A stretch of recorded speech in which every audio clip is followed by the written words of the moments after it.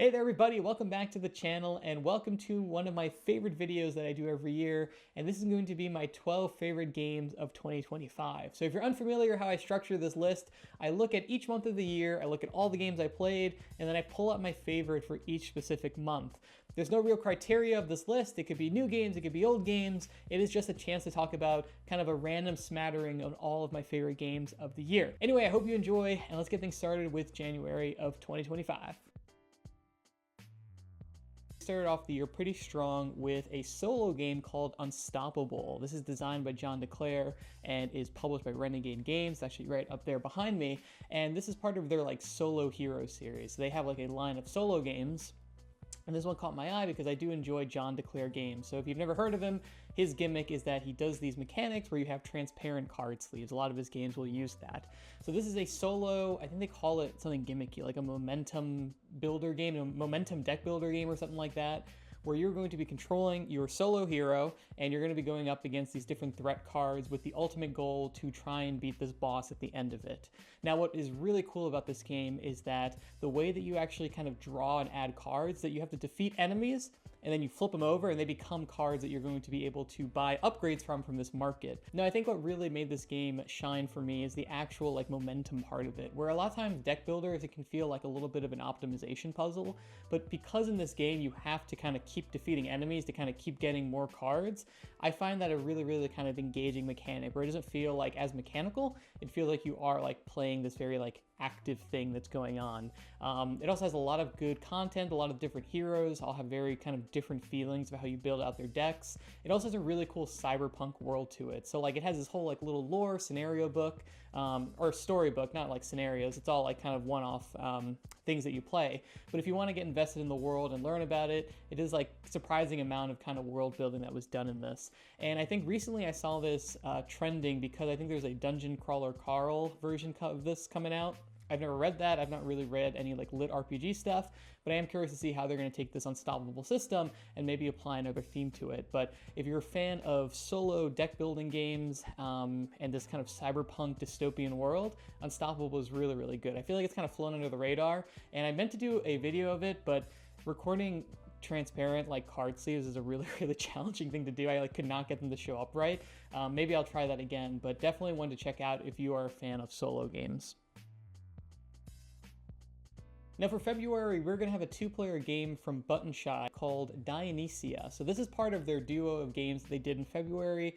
Dionysia, which is a two-player game where you're going to be drafting cards with your opponent and you're trying to build this three-act Greek tragedy. So you're going to have these different symbols that you're trying to get into certain patterns, and then you're going to score based on what you have at the end of the game. There's a couple of one-time effects depending on cards that you draft, and I just found it a really fun kind of tableau building game where you're going to have to build these patterns out.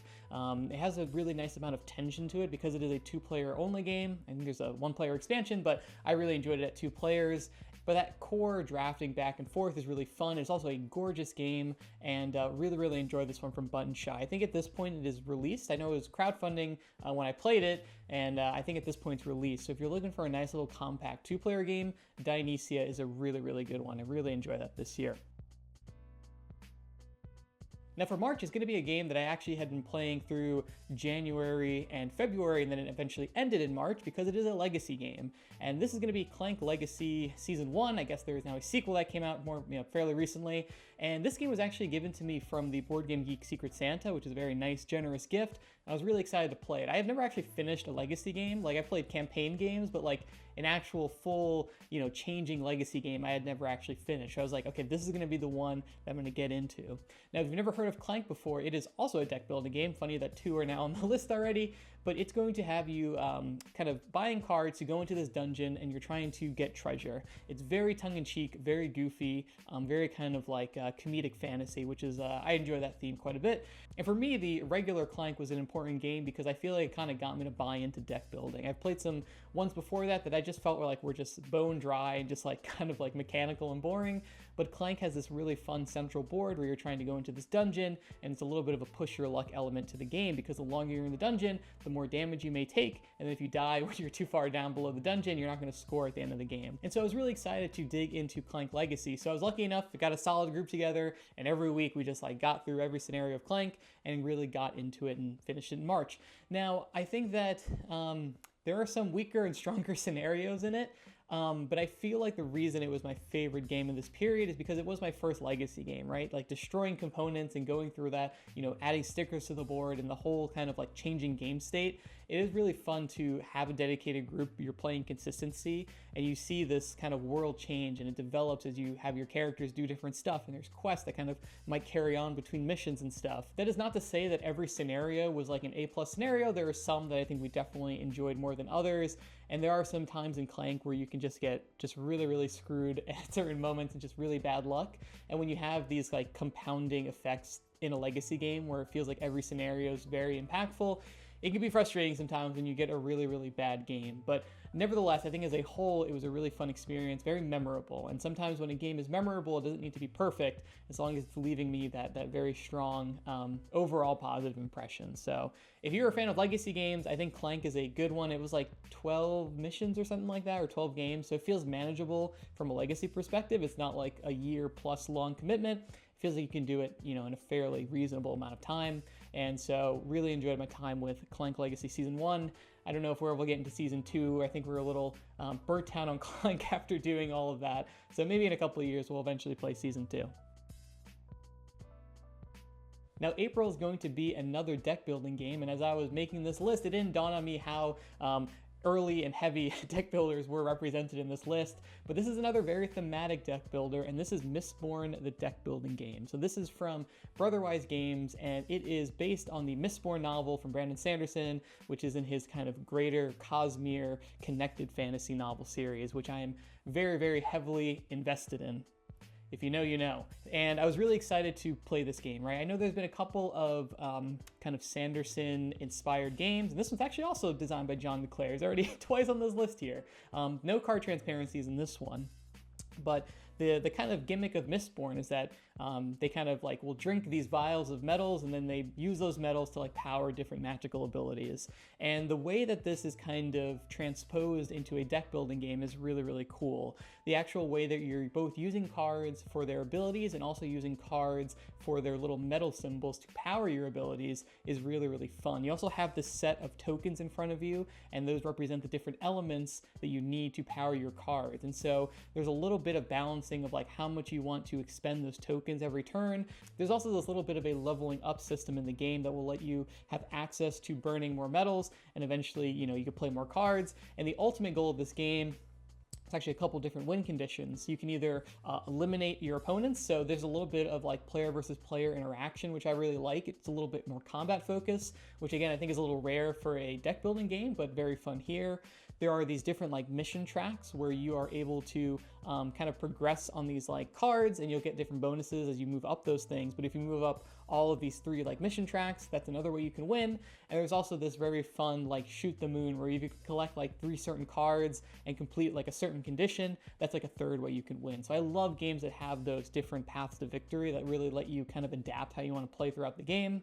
There's a good amount of different character variability, so like depending on the character you're playing, they might specialize in those different kind of routes that kind of give you a little bit of guidance. And I have to say, I'm probably being very, very blinded by my love for Mistborn and the whole series. So being able to take the role of these characters, and I just can't overstate, like if you're into the books, I feel like this captures the feeling of using those different metals. And if you're not a fan of the book, I think it is still a very engaging deck building game with a lot of fun player interaction, a lot of routes to victory, and I feel like they really just knocked that out of the park. Brotherwise in general are doing more of these Cosmere games moving forward, and I am just really, really excited to see what they're going to be doing. I feel like they had a perfect designer and a perfect design for this Mistborn, and I cannot wait to see what they're going to do next. And if you're enjoying this video, please consider liking and subscribing to join the channel. I do a lot of list videos and previews and reviews and playthroughs and all sorts of stuff, and I would love to have you on board as we go into 2026. It is sure to be another fun year of board gaming, and I would love to have you along for the ride. Anyway, back to our top 12 games of 2025. Now for May, it's going to be another solo game, and that is going to be Core of Discovery, a game set in the world of Manifest Destiny. Now that is a little bit of a mouthful of a full title. We'll be calling it Core of Discovery for the rest of the segment.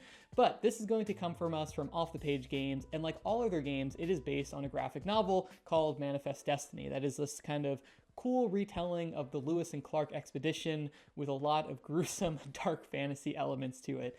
Really, really awesome graphic novel and a really awesome game that adapted this. So at the heart of it, this is going to be a solo. I think you can also play this cooperatively. I love it solo. But it is going to be a deduction game. So you're going to have this grid out in front of you and you're going to have all of these face down tokens. Now the goal of this game is going to change depending on whatever scenario you're playing. But regardless, you're going to have this board of these face down tokens and you're going to be going out exploring and trying to complete certain objectives. Now the only guidance you're going to have in this game is that you're going to have a set of logic rules, like, you know, certain things can only be next to certain things and they'll be in certain rows and columns. So at the heart of it, this is a very, very strong deduction game. It's not like this set in stone deduction logic puzzle. You need to kind of adapt to what you actually need to do. There's a little bit of survival in it where you're going to have to collect water as you start to move across the map. There's a couple of monsters you might encounter, and it just is such a fun game. I already am a big fan of deduction. I like having this set, you know, logic rules, and it really feels like you are going out and exploring. I think that was my biggest surprise of this, is how strong that kind of Lewis and Clark exploration kind of feeling comes together. It feels like you are charting this like uncovered map, and you really feel clever as you start to uncover these tokens, and like, okay, the next one I uncover, I know that this has to be this because all these things line up, and then it ends up being it, and it's just really, really satisfying. Or you just like totally misread the map, and then you messed up and you like, you know, stumbled next to a monster or something. But either way, it leads to a very, very fun, engaging deduction game. So just another phenomenal adaptation from Off the Page Games. I love that they give me an awesome game, and they also give me an excuse to go find and track down a new graphic novel to read. Now up next for June is going to be one of my favorite boss battling games, and I think I love it so much because it's very evocative of one of my favorite video games of all time, and that is going to be Leviathan Wilds. So this is a solo or cooperative game where you're going to be playing as this climber, going on top of these big Leviathan creatures, and you're going to be trying to destroy these crystals that are corrupting them. Now, gameplay-wise, this is going to be a very card-driven game, where you're going to have a deck of cards for the class that you pick, and a deck of cards that is like a specialization. And you mash those together, and that's going to give you the cards that you're going to play with for the game. Really, really cool, elegant way to do character creation. It's very easy, right? You just kind of pick the cards, shuffle them together, but the different little abilities of those classes and different specializations and trying to find interesting synergies between them is really, really fun. And then once you have your characters, you're going to go into the spiral notebook. Again, love a spiral notebook, makes setup a breeze, and you're going to put your little meeples on there, and you're going to be climbing on top of this monster in this little spiral notebook. So you're going to play your cards, they're going to let you do different climbing abilities, it's going to let you attack these like crystals that are represented by these different dice on the monster, and you need to destroy all those dice in order to liberate the monster, and then you win that scenario. Really, really interesting game where every Leviathan is going to have its own kind of special set of rules that are going to kind of really challenge how you approach different things. And I will say this is a game that I feel doesn't really hit its stride until like the 4th or 5th Leviathan. It feels like the first couple are very much like tutorial bosses, and wasn't really feeling it. And then you get to a certain point where the first one where it's like, oh, they're going to do a lot of interesting stuff with these Leviathans, a lot of cool things that they can do and change this core formula. It is just a phenomenal game. If you're a fan of boss battling games, cooperative games, this one feels really, really solid. The amount of cooperation you really get feels really strong too, where you really need to kind of synergize these different characters together in order to succeed. It can be a pretty challenging game as you get to the more complex Leviathans that you're going up against, but it just is a very, very satisfying game. So really love it. I think the fact that, like I said, it invokes that Shadow of the Colossus, right? Climbing on top of these giant creatures and doing this different stuff. I love playing like a soundtrack or something as you're playing it. It just makes for a really, really fun experience. So Leviathan Wilds, I definitely want to check out. And I think going into 26, they're going to have another expansion campaign, so if you have not gotten in on it, I think it might be available. The base game is pretty readily available now,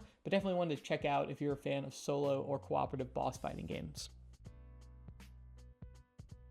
Now my game for July might be the best crowd-pleasing game of the year, and this is going to be Wine Cellar. Now this is going to be an auction game where you are trying to bid and collect bottles of wine. Now this game does a lot of interesting things for such a straightforward, simple game. It is one of the games that I feel like is so easy to kind of explain and teach people, but it's a lot of interesting meat underneath the hood of this game. Now the way that this game is going to work is that at the beginning of the game, everyone is going to get 8 cards in their hand, and then there'll be a set of wine bottles at the center of the table that you're going to be auctioning off. Now these wine cards serve as both the thing that you're collecting, as well as the cards that you're using to bid on what's in the center of the table. Every wine bottle is going to have a value in the top left that you're going to put face down in front of you. Everyone will simultaneously flip them, and then depending on who spent the most, they're going to take bottles of wine from the center of the table from highest to lowest. Now once you have that bottle of wine, you're going to put it in front of you and start building your little wine cellar that's going to be this column of cards that's right in front of you. Now what's really interesting is that every card's going to have a point value ranging from where it is in your column. So you're going to have 8 bottles at the end of the game, and each card's going to score a certain amount of points depending on where it is in that position. So there's a really interesting spatial puzzle depending on where you want to put that, because you can only ever put them in the top or the bottom. So you have to keep shifting them as it goes on. So there's a lot of interesting planning. Now on top of that, you're gonna have a personal scoring card where you're gonna score bonus points depending on the type of wine or the country that it's from. And so it creates a lot of interesting decisions of how much you want to spend to get these bottles of wine in the center of the table. If you're a fan of auction games, I feel like this is one that I could teach in like 5 minutes, not even. But there's just so much fun to it. The more times you play it, there's a lot of interesting kind of metas that will grow out of it. So Wine Cellar, just a phenomenal game, just really, really surprised me. Definitely want to check out. I think this is a great like holiday party game. I think it plays up to 8 people, I think. And so just it scales really well. It's very quick, simultaneous playing, and just a really, really phenomenal game. Really one of my favorites of the year. Now closing out my summer in August is going to be Neko Syndicate. So this is also from 25th Century Games, designed by Danny Garcia. Now on the face of it, it has these really cute cats that are like Yakuza gangsters, and you're trying to smuggle sushi. But that is just a veneer hiding the very, very thinky game underneath. So like I said, this is a tableau building game where you're going to be building out a pyramid where you're going to have actions on each side of those cards. And every round you're going to send your like cat gangster boss down this pyramid, and depending on which side you go on the left or the right of the card, you're going to take certain actions. Primarily what you're going to be trying to do is smuggle these sushi cubes onto these cards and fulfilling different contracts that's going to be on each of those cards. So you're trying to get fish and then move those fish cubes around the pyramid to fulfill these different card conditions. And typically I'm not the biggest fan of games that feel like just pure efficiency puzzles where you're trying to, get these cubes in the perfect place and fulfill contracts. But there's something about the pyramid and the way that you send your cat down, a little bit of like freedom you have of how you want to go down your pyramid and really chain together these actions that I just really, really fell in love with. It helps that the solo mode in this game is like an absolute breeze. It is a very kind of multiplayer solo game. If you are playing with other people, everyone's kind of doing their own thing on their pyramids. There are those objectives that people are racing for to score first, but more or less everyone's kind of doing their same thing. And for me, as I love solo games, it leads to a really, really fun experience, and it's very easy to score the like AI opponent at the end of the game. So if you're a fan of tableau builders, of a little bit of efficiency puzzles, this one just really, really captured my heart. Neko Syndicate, it plays in like half an hour or two, which is like one of those games where it feels like it's packing a lot into a small amount of time, which is always appreciated. Definitely one to check out. Really, really great tableau builder. I think some people will call it a filler. That's a different video. I don't like the term filler all that much because it feels like a little, I don't know, demeaning to a game for me. But Neko Syndicate, really awesome. Definitely check it out. So in September, you would have found me in a very poker time of my life because this is the month I was falling in love with The Gang. So this is a cooperative poker game where it's going to be based on Texas Hold'em. And again, I am very ignorant on poker terminology. This is like my first foray into it. And your goal in a round of The Gang is to predict the strength of everyone's hand from highest to lowest. So you're going to have these little prediction chips, and as more cards get added to the center of the table, you're going to have these little chips, and they're really the only way that you're able to communicate any information about your hand, and you kind of get to gauge if people's hands are getting stronger and weaker. And at the end of that round, after all the cards are dealt, you have to assign these chips, and you're going to go from like 1 to however many players there are, and you have to reveal your hands, and you're going to see if it is weakest to strongest. And if that's correct, you flip over this card, and if you do that 3 times, you're going to win the game. Now, there's just something about the simplicity of building a poker hand that I think I really fell in love with the gang. It is really challenging the first couple times you play this. I mean, I think I was challenging to play with because I feel like I didn't really understand how to interpret when cards come out and like what those implications are. This feels a lot of how I felt when I first started playing trick-taking games, where like, if you're not familiar with this core card game that this kind of game is built around, in this case it's poker, it can be really unapproachable sometimes. So I feel like the first game of this, I really didn't like it, and I played it again and again and again, and I feel like I started to pick up on some of the cues and how you need to approach cards as they come out, and how to read how people are like changing these predictions as the game goes on. And I just feel like I've just really started to get kind of good at it, and it just leads to a lot of fun things. This is a game that really, I think, benefits from playing with the same people over and over again, right? You kind of want people in the same playing field, because it can be tough for someone who has never played it before, and it feels like they are kind of like throwing the flow of the game off.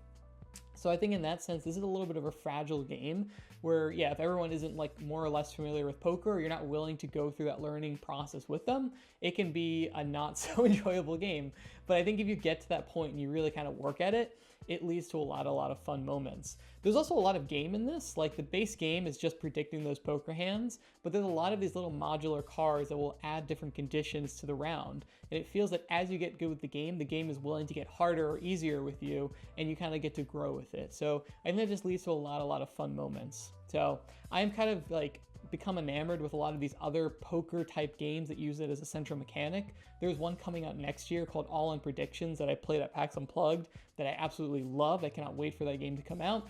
And so I'm just on the lookout for other poker inspired games. So if you have any out there, I would love to hear in the comments below if there are any games that use poker as a mechanic that maybe I could check out, because I'm really kind of enjoying it. As I've put the front-loaded effort to learn kind of generally about poker, I kind of want to now use that knowledge and play other games with it. So let me know if you have any that you would suggest.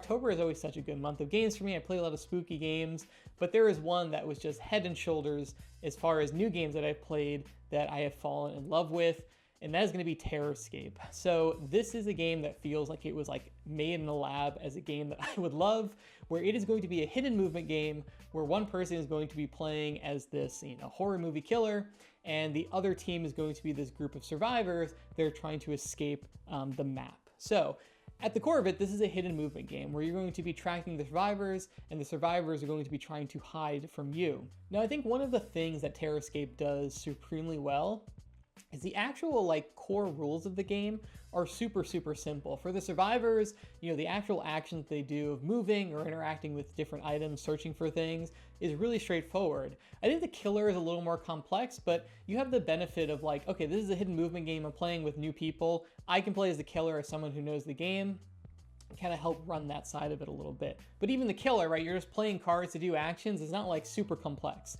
So I think that approachability really helps the game. But it doesn't sacrifice the actual interesting hide and seek kind of aspect of it.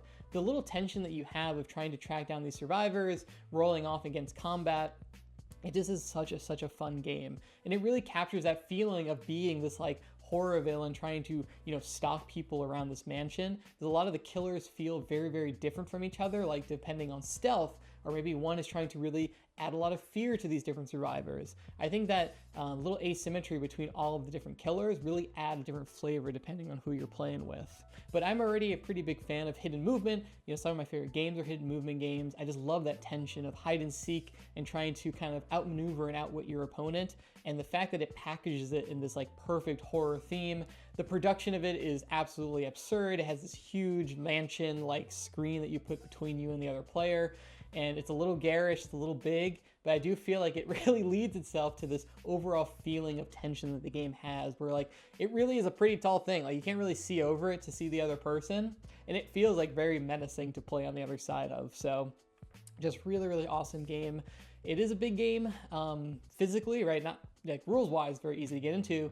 But if you're a fan of hidden movement, if you're a fan of horror like I am, right, this feels like the ultimate multiplayer horror game.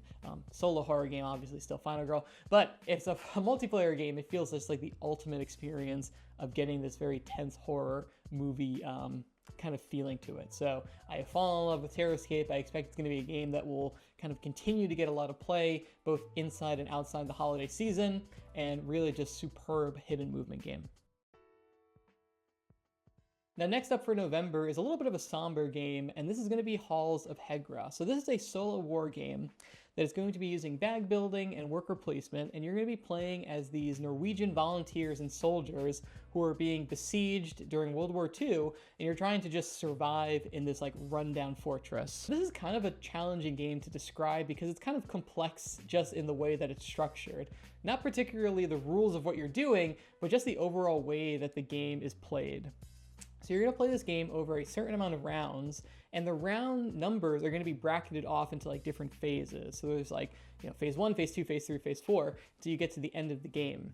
And each of those different phases kind of represent different periods that they went through while they were preparing the actual like fortress for defense. So at the beginning of the game, I think it's called like mobilization, right? It's going to focus more on bag building. You're going to be adding tokens to your bag, getting ready for later in the game.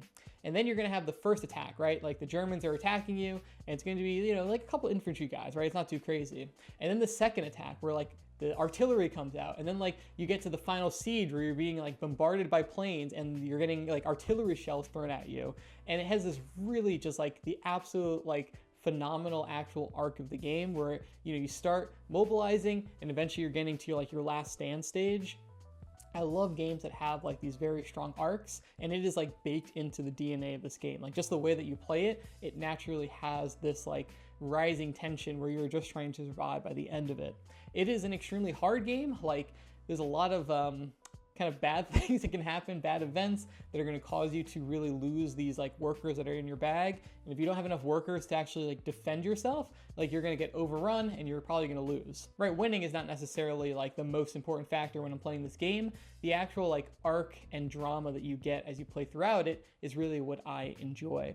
The biggest issue I had with it is the actual rulebook is really hard to learn the game off of because the phases kind of reference each other and it goes back and forth of like what you need to account for. Like things in phase 1 might affect things in phase 4, and it can be really hard initially to like understand like what the implications are for things. And there's a lot of like keyword terminology where it's like in one part of the rulebook in a different phase, but you need to know it for phase 1 and you're kind of like bouncing back and forth. So this is a little bit of a game where you're going to have to climb that hill in the beginning to kind of learn and understand, I think. But once you really understand the grasp of it, and you start to see how these different interlocking things work, where like things you do during the mobilization phase are going to directly impact things later on in the game, it leads to a really rewarding experience. And for what it's worth, the actual gameplay of like, pulling soldiers out of your bag and then building this pool out and putting them to do different things, that part of it's pretty straightforward. It's more just the overall structure and arc of the game is a little bit harder to understand.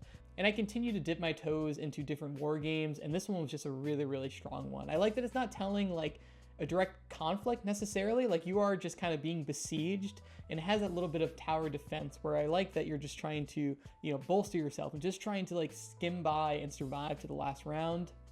It's just, it's a really like dramatic game, and I just really, really found myself enjoying it. So if you're a fan of war games, if you like solo games, if you're not afraid of a little bit of a challenging teach, I think Halls of Hegra really pays off with what you're willing to put into it, and really, really enjoyed it. Kind of surprised, but I really, really enjoyed it. Now, rounding out the year in December is going to be a game I went into Pacts Unplugged extremely excited about, and I'm happy that it is as awesome as I was hoping it was going to be, and this is going to be a game called Pacts. So at its heart, Pacts is going to be an area control game where you're going to try having a majority of your colored cubes in an area so that you can score at certain points during the game. Now, the way that you're going to do actions in this game is that you're going to play cards. And the way that you're going to get access to these cards is through an I split you choose mechanic. So your opponent is going to draw a bunch of cards, and they're going to distribute these cards into 2 piles, and then you're going to get choice of which of those 2 piles you take. Now, those different actions are going to be like placing cubes onto the map, moving cubes throughout different regions, or it might give you access to your like mythological ability. So every player is going to get a character at the beginning of the game, and it's going to give them access to this like really kind of overpowered abilities. But it's a really interesting decision point of where you decide to put those cards in between those two stacks. And I think this game does a phenomenal job at having a really simple system. Like the actual stuff you do in the game, just adding cubes, moving them around, is really straightforward. But it really helps to not get in its own way. It really adds to just the actual tension of splitting those stacks of cards with your opponent and trying to read into what they're going to value potentially more or less than you is a lot of fun. It also has a cool scoring mechanism where you're going to look at majority halfway through the game and then score, and then you flip over these little tokens where now they're going to be worth a different value for the second half of the game. And so you're going to score at the third round, and then at the end of the game at the sixth round, and you're going to score twice. But those changing values kind of cause you to pivot as the game goes on. It's like, okay, I controlled the most scoring region, and now it's going to be worth like nothing in the end of the game. How am I going to kind of position myself around the map to try to now get control of these other regions? And it just creates a really fun game arc. It also helps that this game has an absolutely gorgeous look. It has a beautiful cloth board, and this is a very kind of overused term in board gaming, but this truly feels like an elegant game where the actual like play is extremely smooth, but the decision making, how you decide to, split up those actions between players is such an interesting decision point. I love that it's a game that doesn't like get too fussy with like the actual like actions and how you do them, but how you arrive to those actions is what is really phenomenal and interesting. So definitely like 2-player star of the year for me, Pacts. It kind of came out of nowhere for me, and I really enjoyed it. So that is going to be my #1 December game. So there you have it, my 12 favorite games from each month of 2025. Really strong year overall, I think. A lot of good solo games, a lot of good 2-player games, but we had some multiplayer stuff mixed in there too. So just overall, really happy with how 25 was, at least in the board gaming world. It was a good year. So really enjoyed it. Let me know if you have played any of these games. Let me know what your favorite games that you played in 2025 were, and I'm looking forward to another great year of board gaming in 2026. I also have this passing idea to rank every game that I played for the whole year in like a kind of like S through D rank, like tier ranking video. So let me know in the comments below if you want to see a big, long video of me talking about every game I played and trying to rank them overall. Something I've been interested in doing because there's so many games I just don't get a chance to talk about throughout the year, and I would like some kind of excuse to do it. I'm just trying to think of like how I'd want to structure a video to do that. Anyway, I hope you guys enjoyed this recap video. It is, again, a lot of fun to do every year. I love looking back and reflecting and kind of picking out games, making these hard decisions of which my favorite were. But hopefully, maybe I showed you a game you haven't heard about. So thank you guys again for watching. Have a very happy holidays and happy new year. And hopefully I'll see you around the channel in 2026. See ya.